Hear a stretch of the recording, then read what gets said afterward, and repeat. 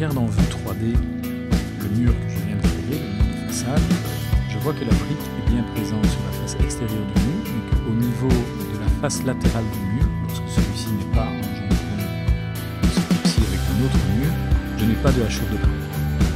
Ça s'appelle le retournement et c'est quelque chose que l'on va pouvoir gérer au niveau des caractéristiques de type de mur.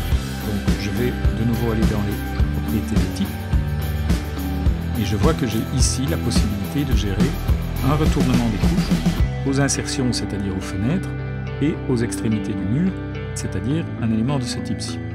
Alors, de manière à mieux visualiser ce qui se passe, on peut le retourner ici, ou alors je peux demander d'aller dans la structure, et j'ai également ces deux possibilités de retournement ici. Alors, quel est l'intérêt de faire ceci ici plutôt que là? C'est que dans cette fenêtre-ci, j'ai la possibilité de demander un aperçu de mon mur ici. Alors, cet aperçu va se modifier de manière immédiate dès que je vais faire des modifications dans les couches. Donc, si par exemple je mets 39 cm d'épaisseur pour la couche portante, je vois immédiatement ici l'implication de cette modification dans la composition de mon mur. Je vois également deux lignes vertes, une ligne verte ici et une ligne verte ici, qui constituent en fait les limites de la couche principale. Donc si par exemple je prends l'isolant et je le descends dans la couche principale, je vois que mes deux lignes vertes sont maintenant ici et là. Le retournement, en fait, quand je vais le gérer ici, au niveau des extrémités, l'intérêt c'est que je vais voir ce qu'il fait. Voilà. Donc il va prendre en fait, si je demande un retournement aux extrémités extérieures, il va prendre toutes les couches qui se situent dans la partie supérieure par rapport à la limite de couche principale et il va les retourner jusqu'à la couche en fait constitutive de la finition ici, la dernière couche.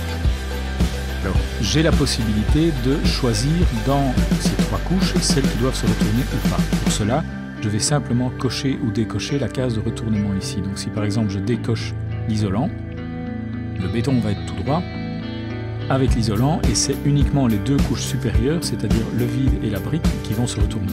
Donc je pourrais par exemple n'avoir que la brique qui se retourne. Et il est évident que ceci n'a aucun intérêt de ne pas retourner les trois puisque ça équivaut forcément au fait de dire que je ne veux aucun retournement. Et donc je vais pouvoir aussi par exemple faire comme ceci, donc je dis la brique est continue et derrière ça aux extrémités j'ai le vide et l'isolant qui se retournent. Voilà. Alors qu'est-ce que ça va engendrer au niveau de la 3D? Si je valide ceci, voilà, je vois maintenant que j'ai ma brique qui se retourne effectivement sur l'extrémité du mur. Et si je vais en plan, je vois que partout où ce mur se termine sur une petite face, ici, j'ai mon retournement qui est exécuté. Je vais pouvoir faire ça également au niveau de l'intérieur. Alors je ne peux pas faire un retournement extérieur et intérieur.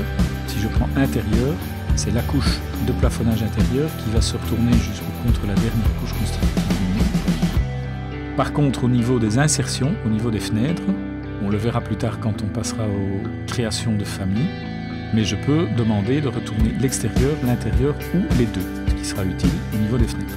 Alors, ici forcément, si je n'ai aucun ici, quand je vais modifier ici, je ne verrai rien au niveau de cet aperçu puisque je n'ai aucune ouverture dans ce mur. Simplement, on peut imaginer que le fait de dire extérieur, eh bien si au niveau de l'insertion je demande retournement extérieur, c'est la même chose qui va se passer mais au niveau d'une fenêtre, tout simplement.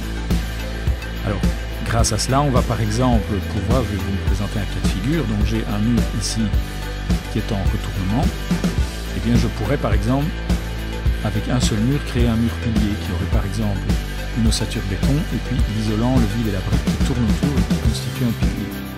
Pour ça je vais aller chercher mon mur composite. Je vais évidemment dupliquer, ça va devenir un réflexe, et je vais appeler ça par exemple mur pilier. Et donc la seule chose qu'il faudra faire simplement, c'est au niveau des couches ici, remettre en fait exactement les mêmes couches qu'au niveau extérieur. Donc je vais prendre 3 couches à l'extérieur et je vais leur donner les mêmes matériaux et les mêmes épaisseurs et les mêmes finitions que l'extérieur. C'est pour ça que c'est vraiment dommage qu'on ne puisse pas dupliquer, ça serait beaucoup plus vite. Donc ici je vais demander isolant vide, ici également. Finition 1 pour ici. Ici, je vais prendre mon isolant imperméable.